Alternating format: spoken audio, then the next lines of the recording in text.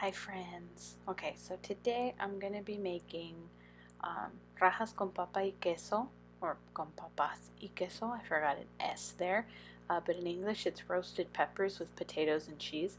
It's a lot longer, so y'all should just learn Spanish.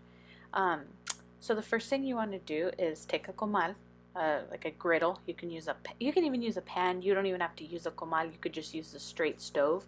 But I like using a comal because then I could press down with a paper towel and kind of like really make sure that all parts of the chile are touching the pan and getting that nice blister, because the blister is what's going to make it easier to peel, because this is probably one of the only ways to peel a pepper.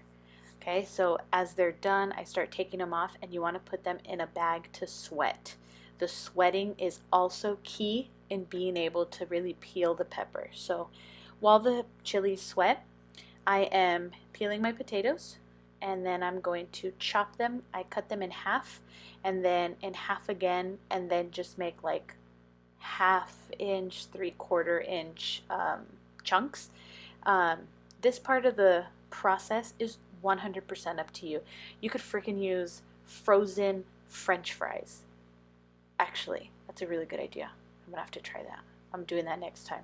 I'll let you know what my results are. But yeah, I like to make them bite sized because then I make these burritos, and obviously you don't want like half a potato in your burrito. You want them to be manageable, but also equal in size so they fry up evenly. Okay, nothing worse than having like burnt potatoes and then big chunks that aren't cooked yet. Okay, so this is my current favorite gadget. It is a cheese shredder that I found on Amazon. Um, I didn't find it. Vivian bought it for her mom, and then she told me about it, and then I bought it. And to this day, I still record videos of me grating cheese, and then I send them to my sister. It's like my pleasure. Um, so now that the chilies have sweated, I cut off the butt, I open them, scrape out the seeds, and then peel off the skin. I did this one fast, but the next one I'm going to do slower, normal time, so you can see how nicely they peel when you actually roast them and sweat them properly. By the way, this is the first time in my entire life that a pepper has peeled this nicely. Like, the stars aligned, the odds were in my favor. Look at this. Look at that. That pepper was practically a stripper. It wanted to show me everything it's got. Look at the other side.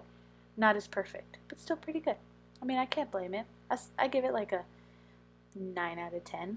But anyway, yeah, this is real time. You could see the steam. I was burning the crap out of my fingers. I had to keep stopping. I'm like using the edge of the knife to get it up. Um, but then I just cut off the butt and open up the pepper. This one was a little bit softer, a little bit more cooked. So you'll see right now that I flip it over and it already has a part where it's kind of opening itself. And I just stick my knife in there, slide it up, and then open up the pepper. And I can just use the flat side of the knife. This knife is not very sharp, by the way. Like, it just looks like it's fantastically sharp and very good at its job, but these are also really soft cooked peppers. So scrape out the seeds, throw them into the sink, and then I use that same knife to cut strips. And again, the strips, like the potatoes, are 100% up to you, but you want to make them small enough that you're getting a good amount of pepper in each bite. And I forgot to mention, these are Anaheim peppers, so they are not spicy. Like, I think maybe twice in my entire life the peppers have ever been spicy Anaheim. However, if you want a kick and you can find them, use hatch chilies. You prep them the exact same way, but they're way spicier. So in this case, I use Anaheim peppers, and here I am peeling and slicing up the rest of them. I use Anaheim peppers and serrano chilies, also roasted on the comal. But yeah, you don't want to make them too thick, because then you're just going to get a bunch of pepper in each bite, but you don't want them to be so small that when you toss them with the potatoes and the cheese later, they overcook. So it's all about finding your balance. So here are the serranos, and I kind of take off the burnt blisters, but these won't peel the same way as an Anaheim. but all I do is cut them in half, scrape out the seeds, and then cut each half into like 4 or 5 slices.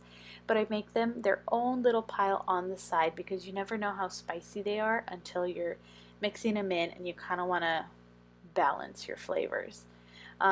So here I have some oil, and then I'm going to, so you can hear the sizzle.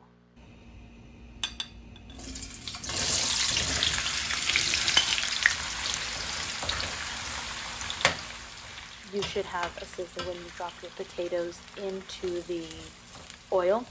Otherwise, you're doing it wrong. Your potatoes are just chilling in oil and they're absorbing it, and they're not going to be crispy. You definitely want there to be a sizzle, because the oil is hot enough. So it kind of starts to create a crust on your potato. And then you mix them. I think I do it about every 5 minutes or so. I give them a toss. I was watching Netflix, so that's why I disappear for minutes at a time.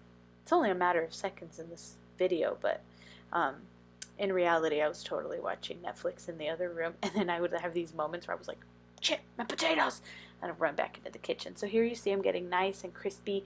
I had maybe a ½ inch of oil in this pan. You definitely want to have a little more oil than you think you're going to need, because if you have too little, your potatoes will stick. So now I'm taking my potatoes out, and I am going to take out most of this oil. Don't worry, we reuse the oil. This will just be used for another dish. And then I'm going to leave a little bit of oil and add my chilies. Listen for that sizzle. Go. Oh wait, go. So I didn't add the serranos. I'm going to add part of them right now, mix them a little bit, and then I had this moment where like a light bulb went off in my head, and I was like, wait a minute, you have an entire pound of cheese waiting for this dish. So then I added the rest of the chilies, and I was like, hell yeah, we're going to party. Plot twist, they weren't even that spicy. Like, it was kind of disappointing, but it's because the last couple times we've made it with hatch chilies, so I still had that mentality in my head. So I was a little bit let down. But anyway, you just kind of saute. I'm adding pepper and salt. But you saute them for 2 to 3 minutes, no more than 5. Definitely no more than 5, because you don't want your peppers to overcook to the point where they're like soft and mushy. You just kind of want to give them that fried flavor. And then you toss in your potatoes, mix them up real well, and then I'll bring the cheese out of the fridge. I don't know why I keep the cheese in the fridge. I just don't like leaving it room temperature, because then it gets soft. And also because if it's out, I tend to eat a lot of it. I'll pinch off the top. Oh my god, I don't know if you could see it in the video, but I put cheese on the food, and then it was already on the food, and I still took cheese out of the pot and I ate it. Cheese and I have issues. But anyway, I put half the cheese in, I mix it, get it so that there's, in between the peppers and the potatoes, and then I use the other half of the cheese to cover it and make a nice little cheesy blanket, and then I cover it. And oh my goodness, I forgot to mention, turn the heat off before you add the cheese so your cheese does not stick. And you'll see later in the video how nicely it's not stuck to the bottom because I turned the power off. So in the 10 minutes or so that my cheese is resting, so it's just residual heat melting my cheese, I come over and I take the belly buttons off my tomatoes using a strawberry pitter, I think that's what it's called. I don't know. It's cute. I bought it on Amazon. But yeah, so this is where I messed up. I forgot that you're not supposed to put the tomatoes in first. So I had to come add the rest of the chilies, and then very careful if you ever have to do this, but my dumbass reached my hand right into the blender to pull out the tomatoes. But don't worry, no one was harmed except the tomatoes, because if you're against vegetable violence, you might want to be careful. So I add salt, and then I peel the tomato and I squish them with my hand. The reason I do this is so that the juice of the tomato sinks to the bottom, because of all the things in this blender, The chilies are going to be the hardest to blend because they still have skin on them. So I want the juice at the bottom of the blender with my chilies, and then the tomato at the very top, so that as it blends, the chilies blend first, and then when I hit blend, it's more uniform. Maybe it's in my head, maybe I'm crazy, but that's how my mama told me how to do it, and she's never wrong. So who am I to judge, right? So I just tested it for salt, added a little bit more, and then this is where I pour it into a bowl and I try to be all fancy and cute. And it wasn't until later that I realized that I never panned my camera down. So just enjoy a really nice shot of my Cheetos in the background. And then look, right here.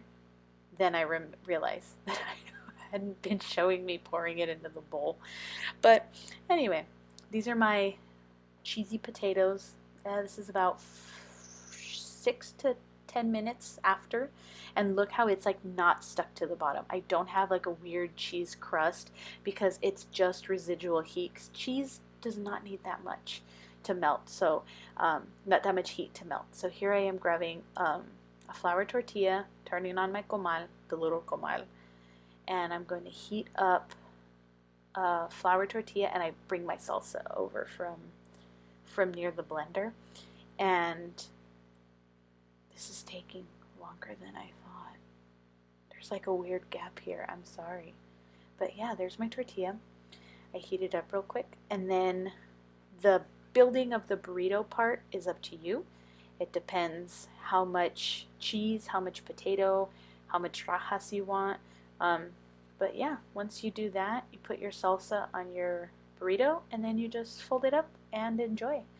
I hope you guys like them. Bye.